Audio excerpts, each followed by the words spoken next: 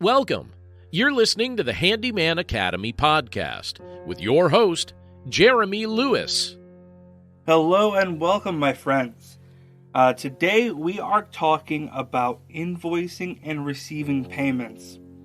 You know, when I got started, I had a single person doing a blog that I could find on how to do the various items of starting a handyman business. And while he was a very good instructor and he taught me a lot, and it was definitely what I needed to get started, it really didn't go into some of the finer details of how businesses work. He kind of took it as, you know how a business works, but here's how a handyman business works. And so the very first job that I did, I had no idea how I was going to collect payment from this client. And I ended up taking a check and it was fine, but I was kind of going a little faster than I should have, and I didn't have a way to give him a receipt.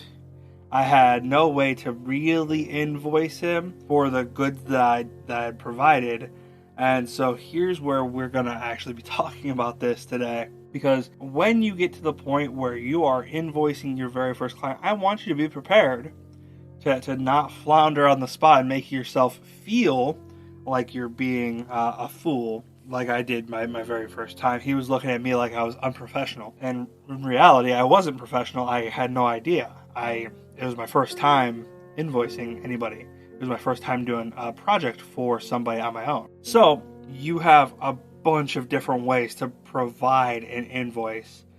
We talked previously about CRMs, client relation managers, software like Mark8 and Joist and all these others that go and allow you to have your clients all in one place, all their details all in one place, estimates, invoices, etc. One thing is when you set up your CRM of choice, go and look at their options under invoicing, and you'll find that they do have online invoicing to where people can pay with their card either through you at the job or through like an email or text message straight from the software. And they use various payment processors like Square, which means you'll have to set up a Square account and everything. They'll walk you through it on the CRM website, and that is definitely the easiest way to get paid. But what you have to think about with that is they have processing fees, and it's a little hard to kind of think about how much they charge, but some of the best CRMs allow you to pass on that processing fee over to your clients. And this is something that I would highly encourage, because while 3 or 4% doesn't sound like a lot, but when you're getting into these $20,000 or $30,000 jobs, 4% is quite a bit. And over the course of a year, when you're looking at $100,000, you just lost $4,000 straight to processing fees. And yes, it's deductible, it's tax deductible, but I'd rather have that money in my pocket and I get to choose where that money gets deducted out later for tax, right? So that's definitely something I definitely want you to keep in mind. And CRMs like Mark8, which is the one that I prefer, allows you to do that. Next, once you get your invoicing set up with your CRM, you can still collect cash and checks. I don't like doing that. I hate having to drive to ATMs, and checks take quite a while for mobile deposits.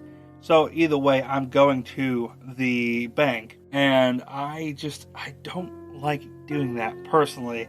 I know I could go like once a week to the bank, but that's still, 10-20 minutes there, deal with the bank people, which are nice people, I'm sure, but still deal with people. I'm an introvert. I don't like dealing with people. I know you're still baffled by that. It's fine. And then 10-20 minutes home, and that's time that I could be spending with my dog and have the the payment go through online instead. But if you have certain clients like I do who only pay in cash, they're typically my older clients or clients who are more like business people who like to pay in checks, you're going to end up getting cash and checks.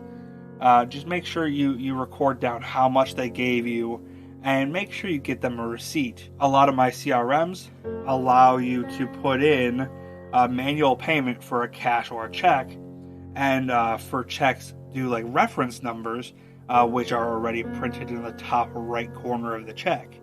And that'll make sure that they get a receipt for their payments. We're going to move on to other kinds of online processing, which is going to be your Venmo. It's going to be your Zelle or Zelly, if you call it that, PayPal, any number of those online portals that you can send and receive money between people. There's some that specify business accounts versus personal accounts. I don't know anybody who has gotten in trouble for opting to do just a personal account, but for the sake of legitimacy, if they offer a business account, do a business account. They'll probably have better resources for you to track what money came from where and tax purposes and everything.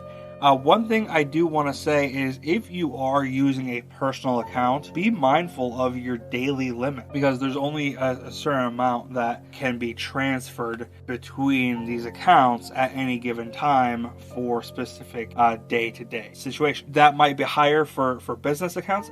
I don't use them personally. I go straight through my CRM with Square, and then it takes care of everything other than the cash and checks, and then I go and I deposit my cash and check and send receipt. Moving on, we have physical goods. And when you think about physical goods, I want you to think about going to Office Max or Staples, and they have a whole business section where you have estimate books, you have your invoicing books, and you have receipt books, and a bunch of different, like ledgers and like bookkeeping, book. But basically, for these estimates and invoices, you get this book and you get to write in, what you're invoicing or what you're estimating with totals and numbers and everything, terms.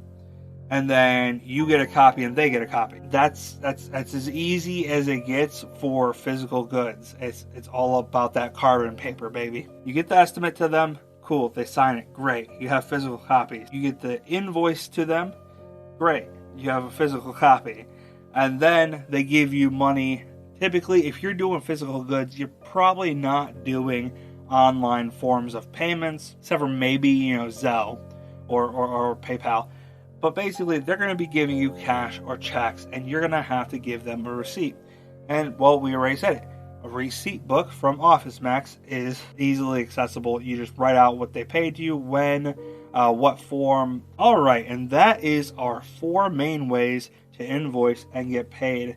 You have to invoice. You have to get paid. You do the work. You make money. You give them receipts.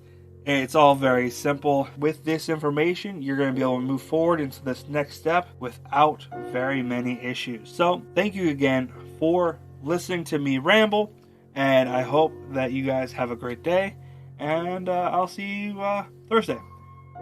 Bye for now.